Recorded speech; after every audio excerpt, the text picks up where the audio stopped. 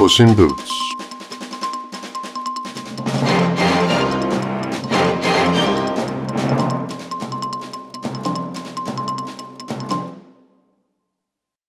Once there lived an old miller who had 3 sons. When the old man died, he only left them 3 things: his mill, his donkey, and his cat, whose name was Puss. The eldest son took the mill, and the second son took the donkey. All that remained for the youngest son was the cat, and the boy was more than a little disappointed. "If my brothers team up, they'll be able to make a good living with the mill and the donkey," he grumbled. "But as soon as I've eaten Puss and made a scarf out of his fur, I'll surely die of hunger." The cat had been sleeping peacefully in front of the fire, but when he heard this, he looked up and spoke very seriously. "Don't you worry, master. Just give me a bag and have a pair of boots made for me, so that I can walk in the forest. Then you'll see that you didn't get such a bad deal after all." Well, Puss had often shown that he was capable of cunning tricks.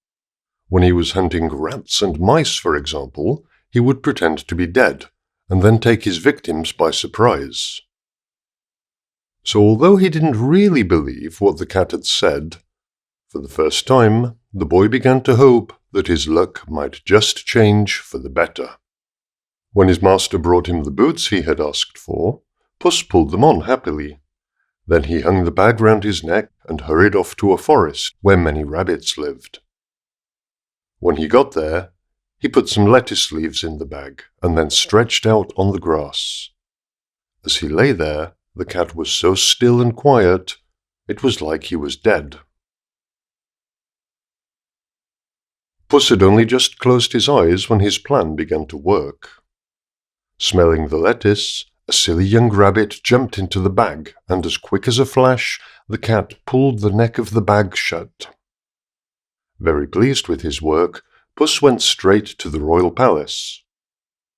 He was shown inside, and when he met the king, he bowed respectfully. "Your Majesty," he said, "I have brought you a gift from the Duke of Carabas, a fine young rabbit." "Please thank your master," smiled the king. Although he had never heard of the Duke of Carabas, he didn't for one moment imagine that the cat's master was really just a poor boy. A few days later, Puss hid in a field of wheat, keeping the mouth of his bag wide open. Very soon, 2 fat pheasants flew into it, and the cat caught them in an instant. Off he went to the palace again, to give them to the king. The king was delighted, and this time he gave Puss a present for himself. For 2 or 3 months, Puss continued to catch all the animals he could. Every week he took a new surprise to the king, always saying that it was a gift from his master, the Duke of Carabas. One day when he was at the palace, he heard that the king was going to take his daughter, who was the most beautiful princess in the world, for a trip along the riverbank. When he got back home, Puss went straight to his master. "Do as I tell you, and you'll be set up for life. All you have to do is go for a swim in the river. Leave the rest to me." The boy had no idea what was going on, but he followed the cat to the river and jumped in. As soon as he was in the water, Puss grabbed his clothes, which were lying on the grass, and threw them into a bush. The boy was furious, but just then the royal carriage appeared, and Puss immediately began to cry out at the top of his voice, "Help! Help! The Duke of Carabas is drowning!" When he heard these shouts, the king stuck his head out of the window of the carriage. And when he recognized the cat who had brought him all those gifts, he sent his knights to rescue the Duke as quickly as possible. While they were pulling the boy out of the river, Puss went over to the carriage and explained to the king that while his master was swimming, some robbers had come and stolen his clothes. As soon as he heard this, the king ordered a servant to fetch some of his own clothes for the poor Duke. When he was dressed in his fine new clothes, the boy walked up to the carriage to thank the king. They were soon talking like old friends, and sitting by her father's side, the princess thought that the stranger was the most handsome man she had ever seen. While he was chatting with the king, from time to time the boy glanced at the beautiful girl, and before long she was head over heels in love with him. The king was also impressed by the Duke, and he invited the boy to climb up into the carriage and ride with them. Delighted to see that his plan was going so well, Puss ran on ahead of the carriage. Before long, he came to a field where some men were making hay. "Listen here," he said to them. "The king is coming. You must tell him that this field belongs to the Duke of Carabas. If you don't, you will all be chopped up into little pieces." Just then, the royal carriage appeared, and the king asked the men whose field they were working on. "It belongs to the Duke of Carabas," shouted the men. "The land you own is very nice, Duke," commented the king. "Thank you, your majesty," replied the boy. "This field produces the finest hay you've ever seen." Puss ran on a second time, and soon he saw some men harvesting wheat. "Listen here," he said to them. "If you don't tell the king that this field belongs to the Duke of Carabas, I'll chop you all up into little pieces." Just like before, when the men heard the cat's words, they were very afraid. A moment later, the royal carriage appeared, and once again the king asked who the owner of the land was. "It is the Duke of Carabas," cried the harvesters. Hearing this, the king liked the Duke even better than ever. The carriage travelled on with Puss always running ahead of it and making the same threat to everyone he met. And the more times they stopped, the more amazed the king was at the Duke's great wealth.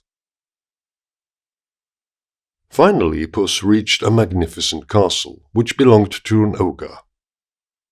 He was the richest ogre in the land, and all the fields the king had seen really belonged to him. Well, Puss already knew all about the ogre, and so when he knocked on the castle gates, he felt more than a little afraid. The ogre, who wasn't actually that unfriendly, invited the cat in and told him to sit down.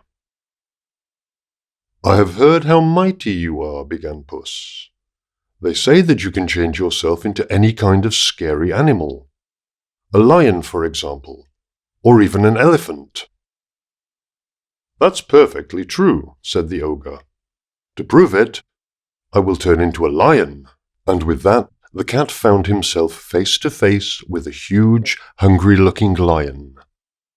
Puss was so terrified that he ran up onto the roof, which was rather dangerous because his boots were not made for walking on tiles. After a while, however, the lion changed back into an ogre again, and Puss climbed down, admitting that he had felt very frightened. "That was amazing," he told the ogre.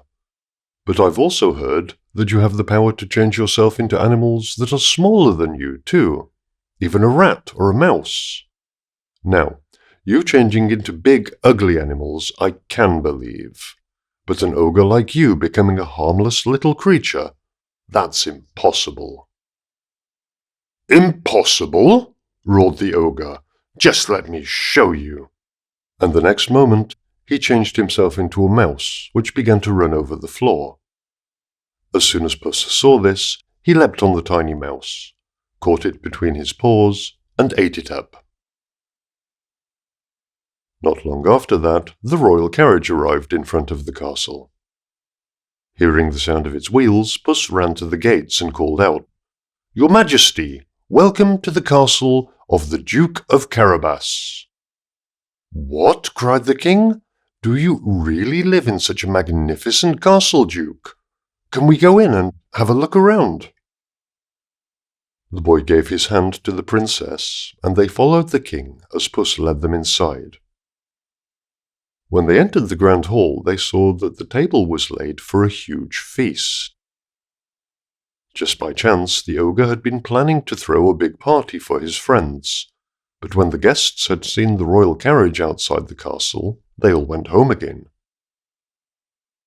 The king now liked the Duke of Carabas almost as much as his daughter did. Seeing how rich the boy was, and having drunk several glasses of wine, he turned to his host, saying, "Listen, my friend, how would you like to be my son-in-law?" The boy bowed deeply. "I'd like that very much indeed, your majesty." And that same day, he and the beautiful young princess were married. As for Puss, he became the chief adviser to the royal court, and he never hunted mice again, except for fun.